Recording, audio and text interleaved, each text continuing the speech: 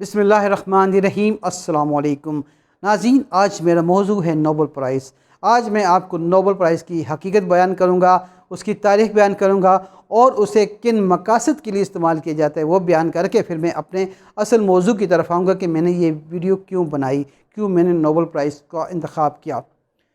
Nobel price کی ایک تاریخ ہے 1833 میں الفریڈ برنارڈ نوبل نامی ایک شخص اسٹاک ہومز جو سویڈن کا دارالخلافہ ہے اس میں پیدا ہوتا ہے۔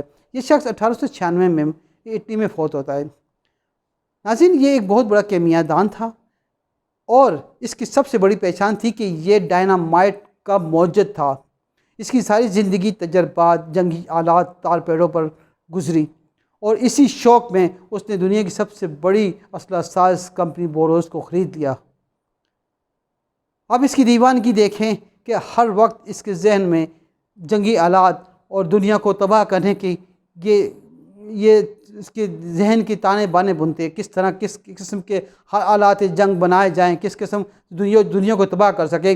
ناظرین، اتنی تجربات میں ایک وقت ایسا آتا ہے جب ڈائنامائٹ کے تجربے اس کا سگا بھائی اور 3 اشخاص موت کی وادیوں میں جاس ہوتے ہیں، جس سے اس کی ذہنی جو توازن ہے وہ بگڑ جاتا ہے، اس پہ قنوطیت طاری ہو جاتی ہے اور اسے یہ بہت برا اثر لیتا ہے اور اسی اثر کے تحت یہ اپنی وراثت کا، اپنی جائیداد کا ایک بہت بڑا حصہ نوبل فاؤنڈیشن کے نام پر وقف کر دیتا ہے۔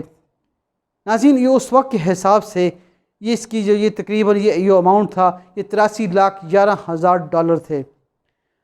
اب یہاں سے آپ کو میں اس کی حقیقت بتاتا ہوں کہ اس کے بعد اس کے مرنے کے بعد جو ہے تقریباً 5 سال کے بعد نوبل پرائز شروع ہوا۔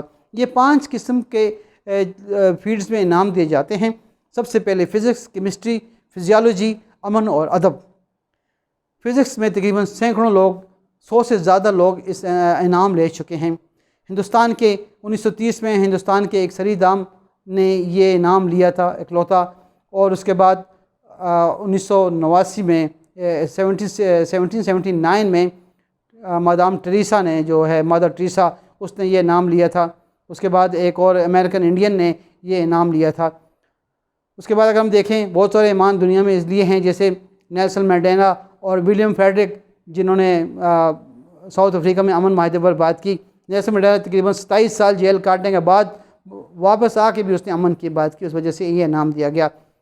اور ہنری کسنجر اور مسٹر تھو، یہ ویتنام کا مسٹر تھو تھا، ان کو یہ شیئرڈ انعام دیا گیا۔ اور شیئرڈ انعام اس طرح ہوتا ہے کہ شیئرڈ انعام یہ 3 لوگوں کو دیا جا سکتا ہے ایک سال میں، ایک ہی انعام، تو تینوں کو تقسیم کیا جاتا ہے۔ یہ تقریباً یہ انعام یہ ہوتا ہے نوبل پرائز، یہ ایک طلائی تمغہ ہوتا ہے، ایک سرٹیفکیٹ ہوتا ہے اور تقریباً 80,000 پاؤنڈ یہ نقد رقم ہوتی ہے۔ یہ شیئرڈ ہوتی ہے، تو جب ان کو تقسیم ہو جاتی ہے یہ، تو مسٹر تھو جو ویتنام کا تھا اس نے اسے ٹھکرا دیا، اور جب یہ کوئی رقم ٹھکرا دی جائے تو یہ اس کی اصل رقم میں جمع ہو جاتی ہے۔ ناظرین، جو 83,11,000 ڈالر جمع تھی وہ اصل رقم آج بھی محفوظ ہے، اور اس کے سود پر جو رقم ہوتی ہے وہ انعام میں تقسیم کی جاتی ہے۔ تو یہ جو نوبل پرائز کی جو رقم ہوتی ہے، جو انعام ہوتے ہیں، وہ تمام سود بیسڈ ہوتا ہے۔ اصل رقم ابھی بھی آج بھی سویڈن کے بینکوں میں ہے۔ سوری۔ تو اس کے بعد پھر آگے ہم بہت سارے اور لوگوں کو ملا کہ ہم بات نہیں کر سکتے۔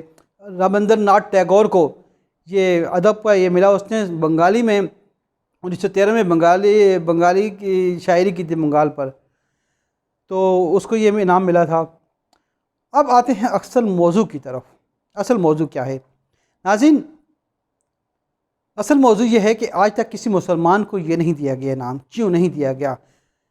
لیکن ایک پاکستانی کو ملا، اور وہ پاکستانی ڈاکٹر عبدالسلام قادیانی، یہ جو بھٹو کا ایٹمی مشیر بھی تھا۔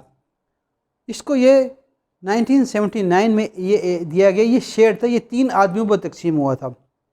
لیکن یہ کیوں دیا گیا؟ اسے اس لیے دیا گیا کہ اس نے اس کو مسلمان، اپنے آپ کو مسلمان ظاہر کر پوری دنیا میں پروپیگنڈا کیا کہ قادیانی مسلمان ہیں اور واحد مسلم ہوں، جس سے یہ انعام دیا گیا۔ حالانکہ اس سے پہلے انور سادات کو نوبل انعام دیا گیا تھا، لیکن وہ بھی اس وقت دیا گیا جب اس نے اور مسٹر مے گوگن نے جو پرائم منسٹر تھا اسرائیل کا، اس دونوں کو یہ شیئرڈ انعام دیا گیا تھا جب انور سادات نے 1978 میں اسرائیل کو تسلیم کیا تھا، اس وقت یہ انعام دیا گیا تھا اور کسی مسلمان کو نہیں دیا گیا کسی اور کرنے پر۔ حالانکہ پاکستان میں بھی اگر آپ دیکھیں حکیم اجمل خان جیسے نامور نامی گرامی طب کے ماہر اور جو ہیں اور کہیں ہیں، اگر آپ امن کی دیکھیں تو امن میں کیا عبدالستار ایدھی کسی نام کا کسی تعارف کا محتاج تھا، سعید جو ہیں حکیم سعید صاحب، ان کا کتنا نام کتنی خدمات تھی، لیکن انہیں نہیں چنا گیا تو عبدالسلام قادیانی کو چنا گیا، جسے پوری یہود کی، اسرائیل کی، امریکہ کی اور ہندوستان کی سپورٹ تھی، اور اس نے اس انعام کو پوری دنیا میں پروپیگنڈا کر کے یہ چیز کے پھیلایا کہ بھئی یہ جو ہے نا میں مسلم ہوں اور مجھے یہ انعام ملا، میں پہلا مسلم سائنسدان ہوں۔ اور یہ بات اس نے جب 1984 میں قائد اعظم یونیورسٹی نے اسے جب ڈاکٹریٹ کی ڈگری دی نوبل انعام کے طور پر، اسمبلی کے فلور پر اس نے کہا، ضیاء الحق کی موجودگی میں ضیاء الحق نے یہ ڈگری دی تھی کہ میں وہ پاکستانی مسلم ہوں جسے یہ نوبل انعام دیا گیا ہے۔